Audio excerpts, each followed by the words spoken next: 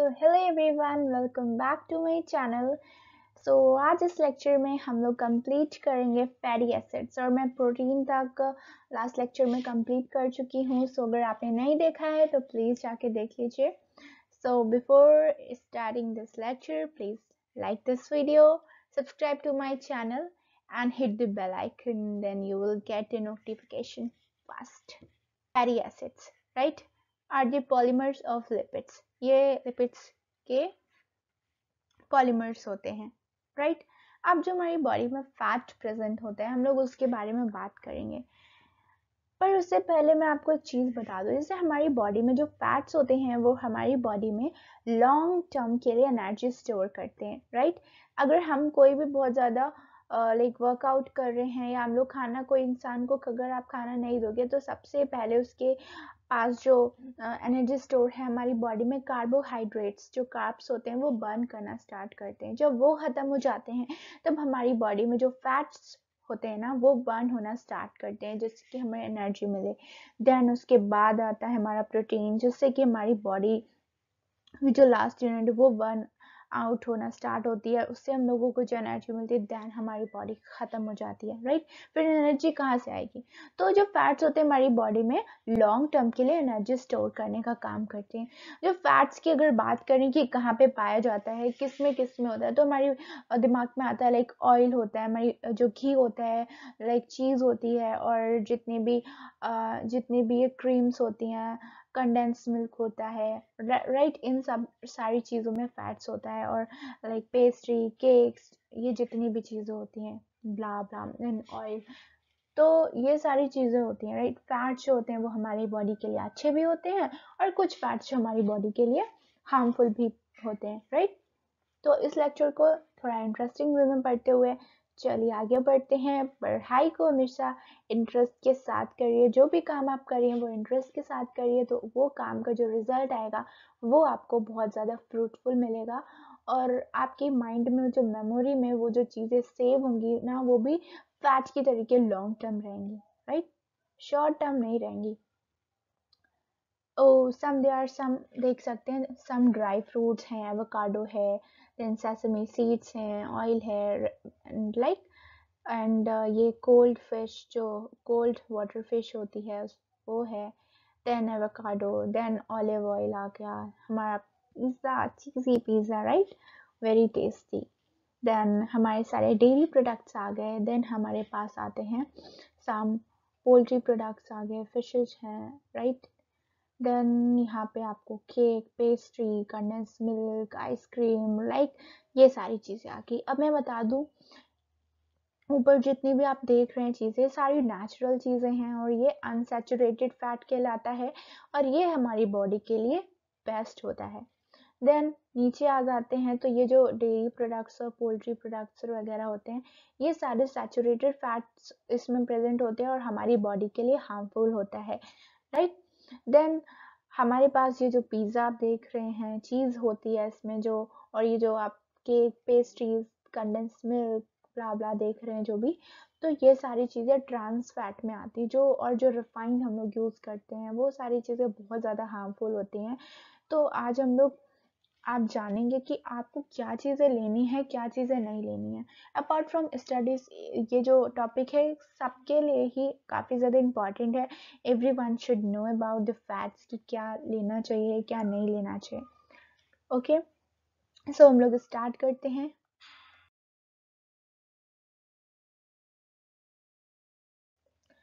Fatty acids, right. सो अब हम लोग, पहला पॉइंट है कि मैंने बताया कि lipids are the building block of fatty acids. Fatty acids से बने हुए होते हैं, जो फैटी एसिड्स होते हैं वो लिपिड्स से बने हुए होते हैं। Then lipids are insoluble in water. अब जब ये बिल्डिंग बनाते हैं तो क्या होता है कि जब एग्जाम्पल के ऊंचे लोग हो जाते हैं तो नॉर्मल छोटे लोगों से ज़्यादा इतना ज़्यादा सॉल्युबल नहीं रहते, तो वही चीज़ हम लोग लिपिड्स के ऊपर देखकर लर्न कर सकते हैं, राइट। देन ऑर्गेनिक मॉलिक्यूल, हमारी बॉडी में सब कुछ ऑर्गेनिक मैटर से हमारी बॉडी बनी हुई है, तो फैटी एसिड्स भी हमारी बॉडी में प्रेजेंट होते हैं, तो ये ऑर्गेनिक मॉलिक्यूल हैं, right. Then these are made up of long hydrocarbon chain contain carboxylic group at the terminal. क्या होता है, आप बिल्डिंग तो बना रहे हैं तो बिल्डिंग के लिए कुछ चाहिए ना, उन्हें ब्रिक थोड़ी ना चाहिए, उन्हें सीमेंट थोड़ी ना चाहिए, राइट। उन्हें क्या चाहिए, ऑर्गेनिक मॉलिक्यूल है। तो ऑर्गेनिक केमिस्ट्री में हम लोग क्या लिखते हैं, carbon and hydrogen are the two dominating atoms. तो इसमें भी यही दोनों आकर के बिल्कुल चेन बनाएंगे, लॉन्ग हाइड्रोकार्बन चेन, और लास्ट में बिल्कुल कार्बोक्सिल एसिड को लगा देंगे। जैसे कि ये बिल्डिंग बना ली इन्होंने, यहाँ पे बिल्कुल टर्मिनल पोजीशन पे यहाँ पे कार्बोक्सिलिक एसिड लगा देंगे, और फिर ये लॉन्ग हाइड्रोकार्बन चेन बन जाएगी और फैटी एसिड्स बन जाएंगे हमारे। देन हमारे पास आता है फिजिकल नेचर। अब हम लोग क्या बोलते हैं कि एक 3 इंसान है, एक थोड़ा सा पुअर है, एक थोड़ा सा मीडियम है, और एक जो है थोड़ा सा रिच है। तो तीनों के स्टेटस अलग अलग हैं, तो हम लोग उनसे बात करेंगे तो उनका नेचर भी डिफरेंट होगा उनके स्टेटस के according.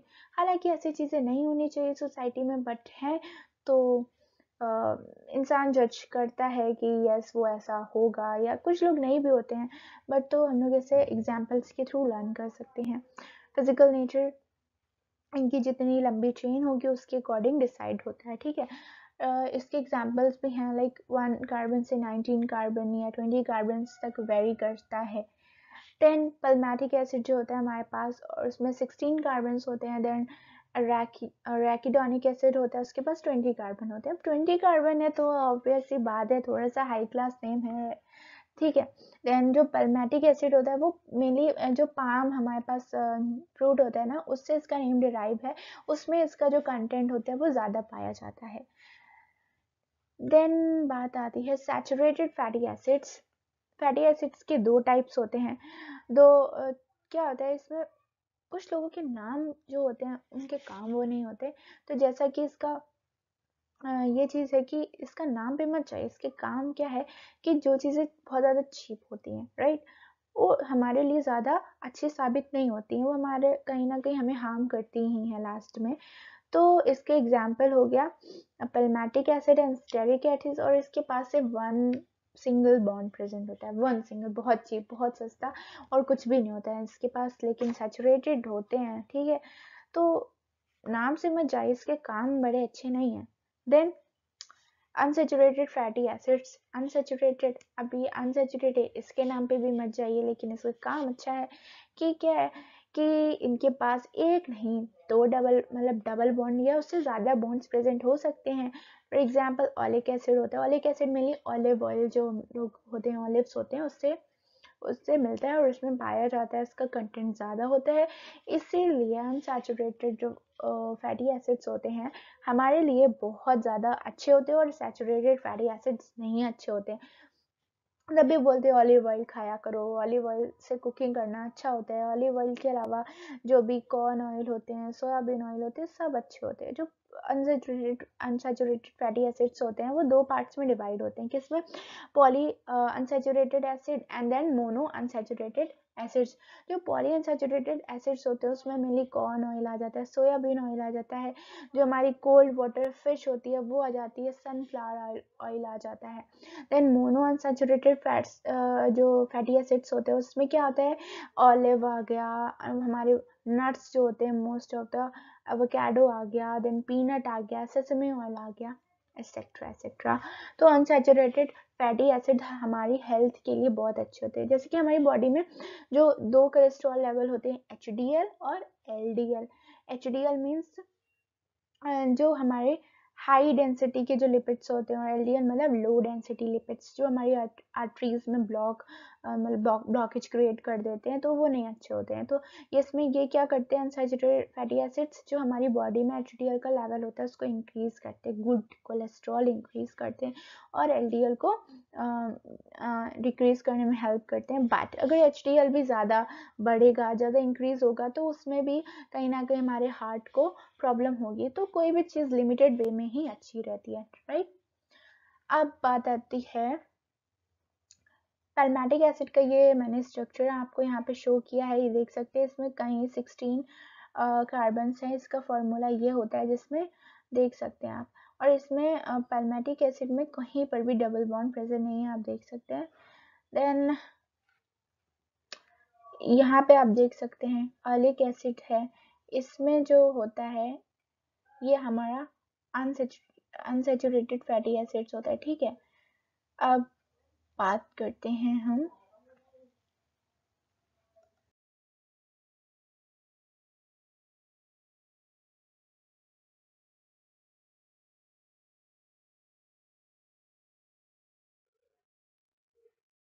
So now we are going to talk about glycerols.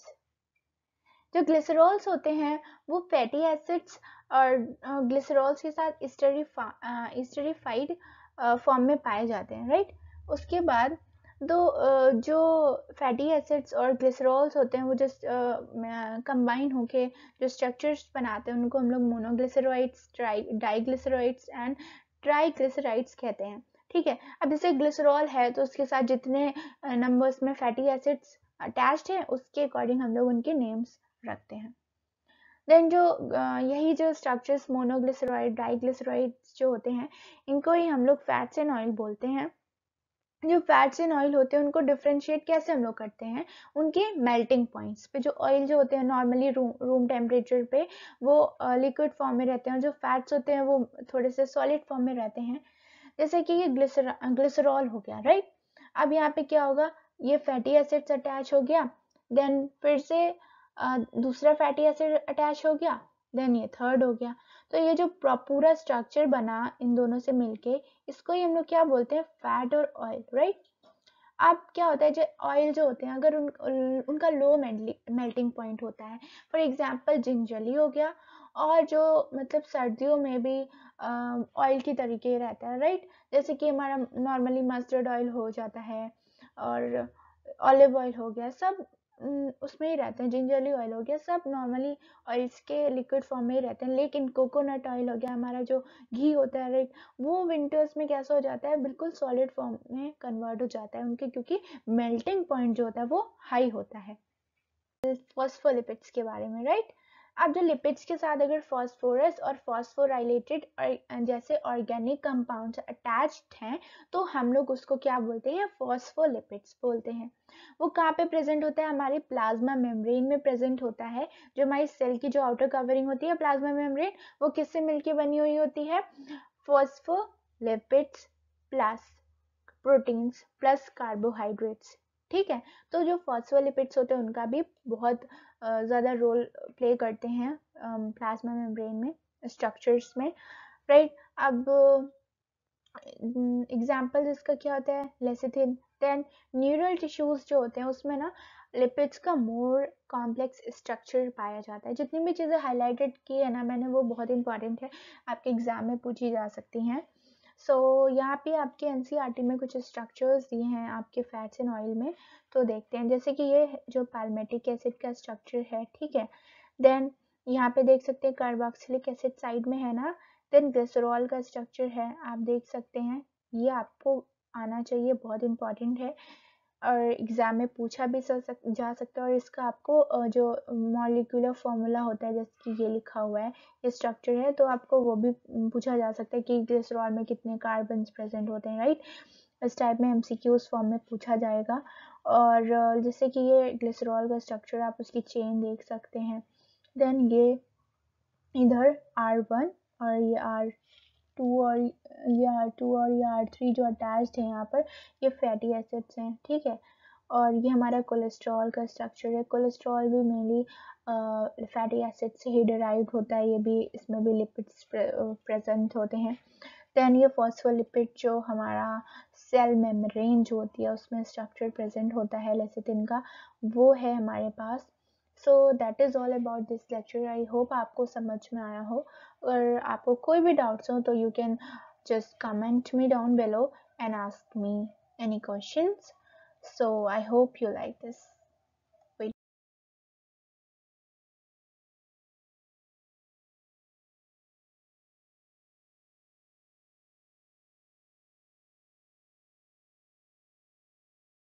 Thank you very much.